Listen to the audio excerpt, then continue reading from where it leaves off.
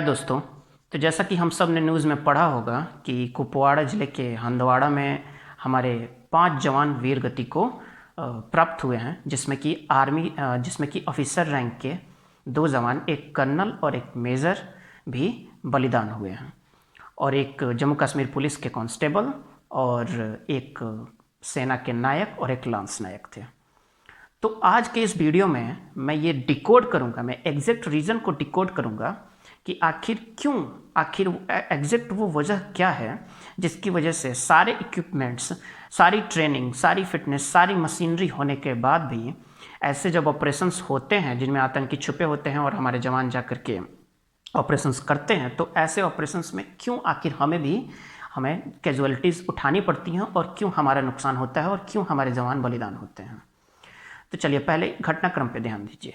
तो 28 अप्रैल को intelligence input मिलता है कि कुछ आतंकी कश्मीर के कुपवाड़ा ज़िले के हंदवाड़ा स्थित राजवाड़ा के जंगलों में छुपे हुए हैं। इंटेलिजेंस इनपुट मिलने के बाद से हमारे सुरक्षा बल जाकर के सर्च ऑपरेशन चलाते हैं और इस इलाके को कॉर्डन ऑफ करने की कोशिश करते हैं। जिसके बाद 1-2 दिन बाद 1 मई को आतंकियों के साथ सुरक्षा बलों का लगभग दिन के 3 बजे आमना सामना होता है, जिसमें वो आतंकी भाग खड़े होते हैं और वो भाग करके जाके इस इलाके के किसी घर में छुप जाते हैं, जहां वो 11 लोगों को बंधक बना लेते हैं, 11 और लोगों को, सिविलियंस को बंधक बना के और अपनी मोर्चाबंदी कर लेते हैं। फिर 2 मई को नया इंटेलिजेंस इनपुट मिलता है और नया इंटेलिजेंस इनपुट मिलने के बाद सुरक्षा बल जाकर के उस इलाके को कॉर्डन ऑफ कर लेती है, उस घर को घेरे में ले करके और अपना ऑपरेशन शुरू करती है। फिर हमारे जवान अंदर जाते हैं और उन आतंकियों को न्यूट्रलाइज करने की कोशिश करते हैं, लेकिन चूंकि वो आतंकी छुपे हुए थे जगह जगह पे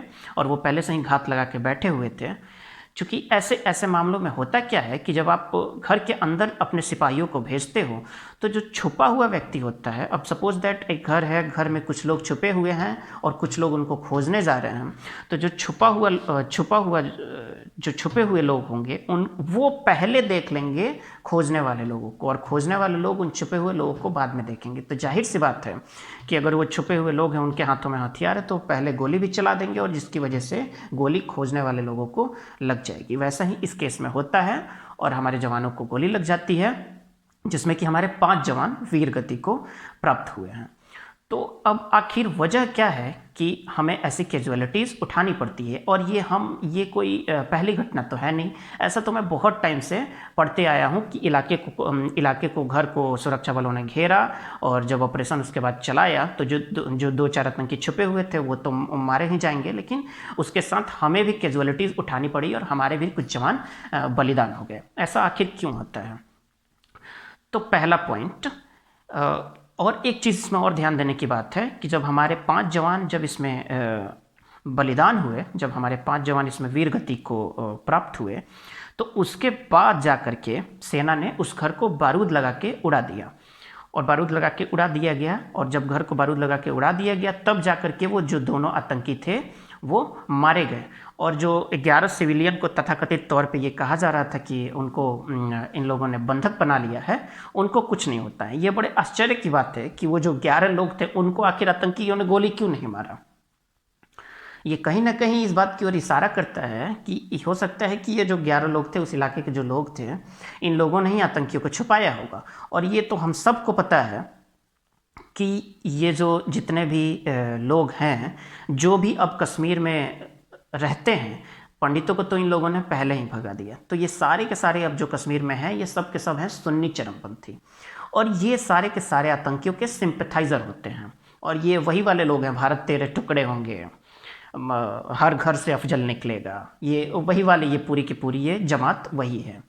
और इसमें 1-8% अपवाद को छोड़ दें तो ये टोटल जमात ये वही है, भारत तेरे टुकड़े होंगे, हर घर से अफजल निकलेगा, कश्मीर बनेगा पाकिस्तान, फलाना ठिकाना, ये सारी चीज़ें ही ये करते हैं। तो इसमें ये बिल्कुल आश्चर्य नहीं होना चाहिए कि अगर जांच में ये सामने आ जाएगा कि ये जो 11 लोग थे ये बंधक नहीं थे, बल्कि इन लोगों ने खुद ही आतंकियों को बुला करके अपने घरों में छुपाया होगा। मतलब ये सारे के सारे जो कश्मीर वाले हैं, ये सब के सब पंडितों को भगाने के बाद से जो लोग बचे हैं, ये सब के सब आतंकियों के सिंपैथाइजर है। और इन्हीं में से तो अफजल गुरु निकलता है, इन्हीं में से कोई अफजल गुरु बनता है, इन्हीं में से कोई दूसरे आतंकी बनता है।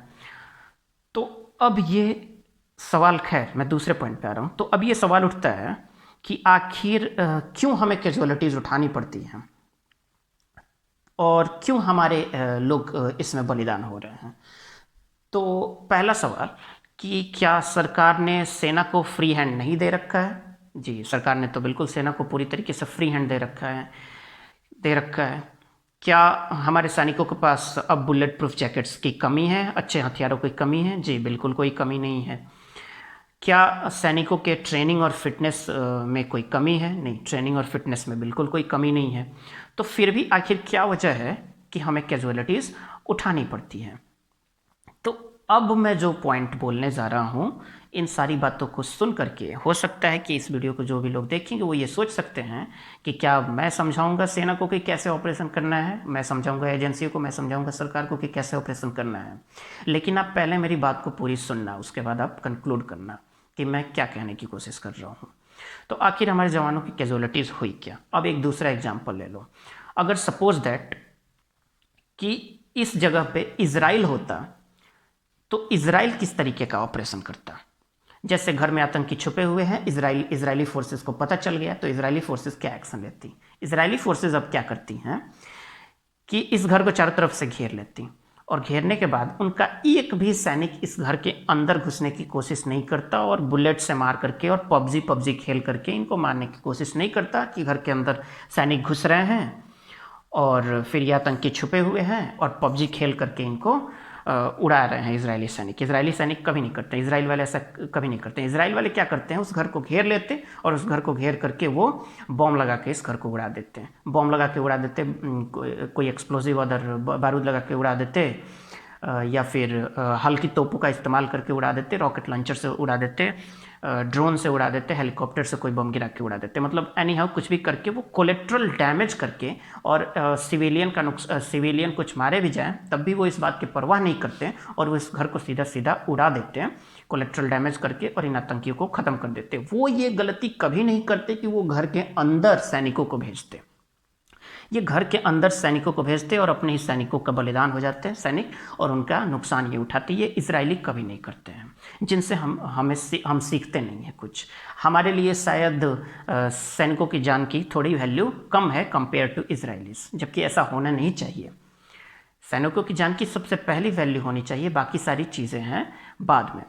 तो अब इससे दो निष्कर्ष निकलता है कि इन तरीके के जो ऑपरेशंस हैं, घर में छुपे हुए हैं और उनको मारना है, तो इन ऑपरेशंस को अंजाम देने का दो मेथड मोटा मोटी तौर पे उभर के सामने आ रहा है।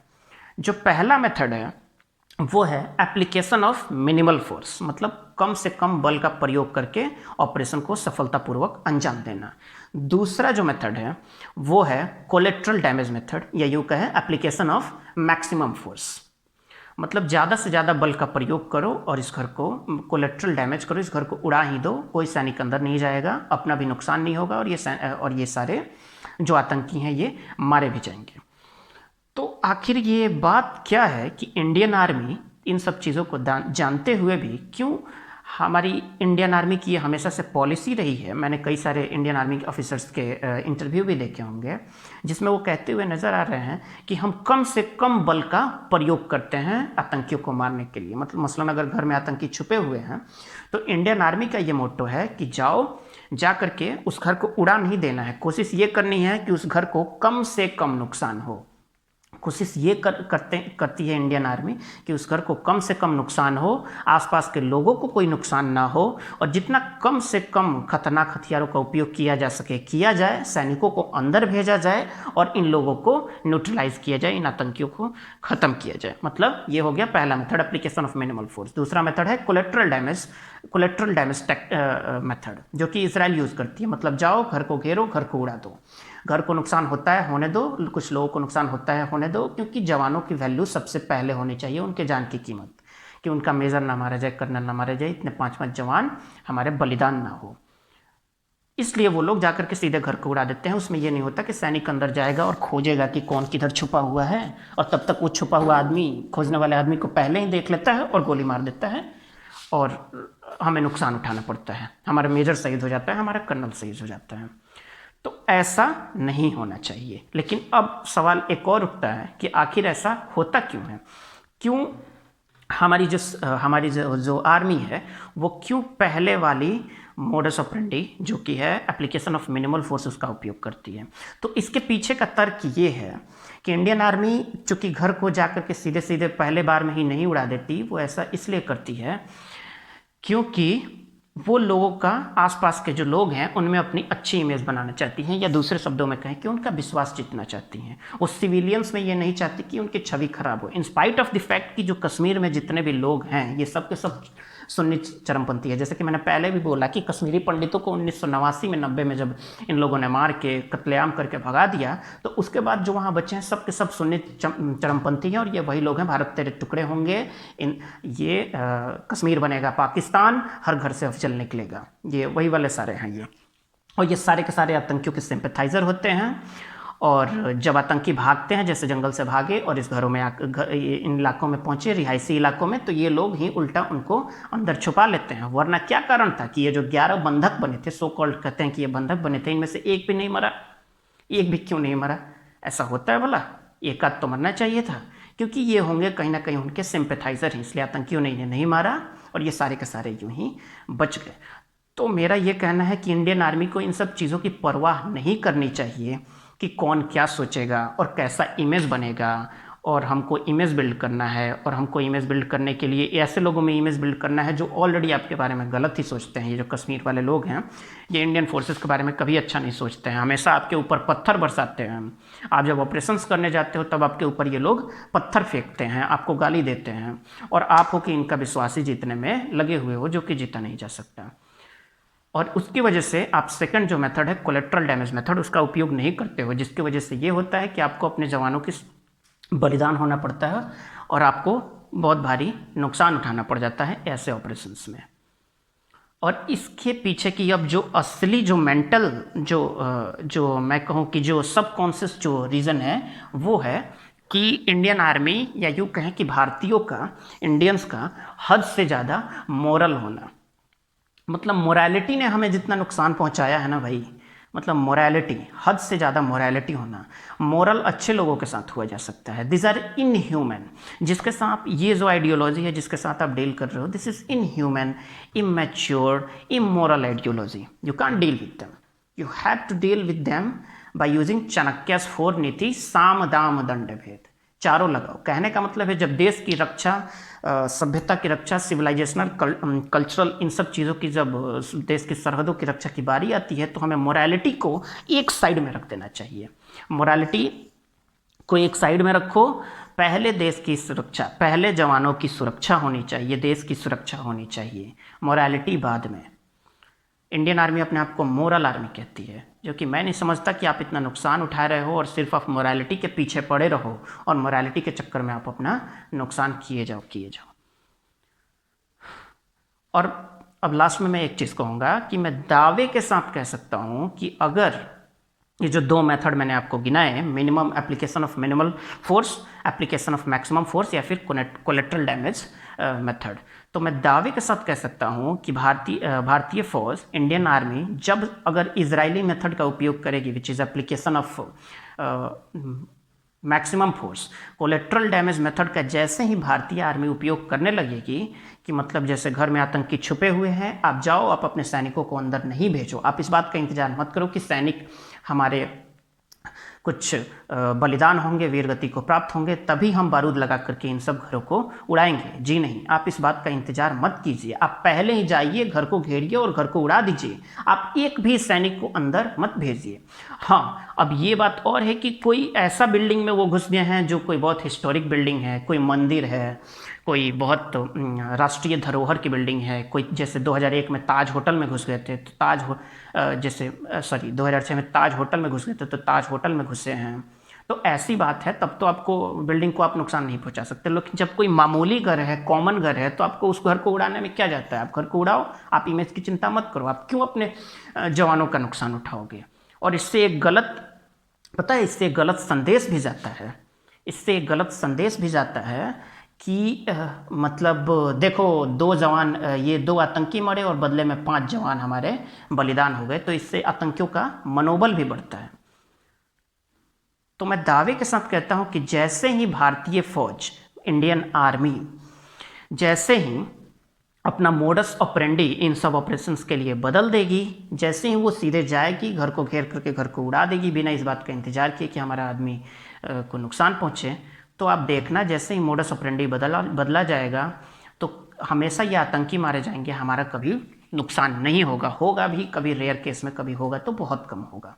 हमारे जवान नहीं मारे जाएंगे और इन आतंकियों का ही खात्मा होगा और हमारे जवान हमेशा सुरक्षित रहेंगे। तो हमारी सरकार को, हमारी सेना को इस बात का ध्यान रखना चाहिए कि पहले जवानों की सुरक्षा, पहले जवानों की लाइफ को आप इम्पोर्टेंस दीजिए। बाद में कौन क्या सोचेगा, कौन नहीं सोचेगा, इमेज कैसे बिल्ड होगी और हथियारों का उपयोग करना पड़ेगा कैसे कैसे, और घर को दोबारा कंपेंसेशन देना पड़ेगा, घर उड़ा दिया, तो इन सब बातों को आप मत सोचिए। पहले जवानों की वैल्यू को आप इम्पोर्टेंस दीजिए। आप जवानों की वैल्यू को इम्पोर्टेंस दो पहले।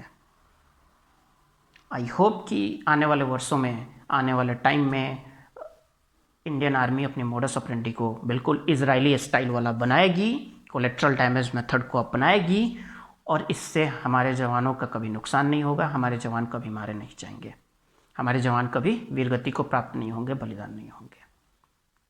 आज के इस वीडियो में इतना ही। अगर आप सबको मेरी बात ठीक लगी हो तो वीडियो को लाइक कर दें, शेयर कर दें और मेरे इस चैनल को सब्सक्राइब करके बेल नोटिफिकेशन दबा दें, जिससे मेरे लेटेस्ट वीडियोस की नोटिफिकेशन आप सबको इंस्टेंटली मिल जाए। और अंत में मैं इन सभी बलिदानी जवानों को, इन सभी वीरगति को प्राप्त हुए जवानों को और इनके बलिदान को नमन करता हूँ। इनको मैं भावभीनी श्रद्धांजलि अर्पित करता हूँ। जय हिंद।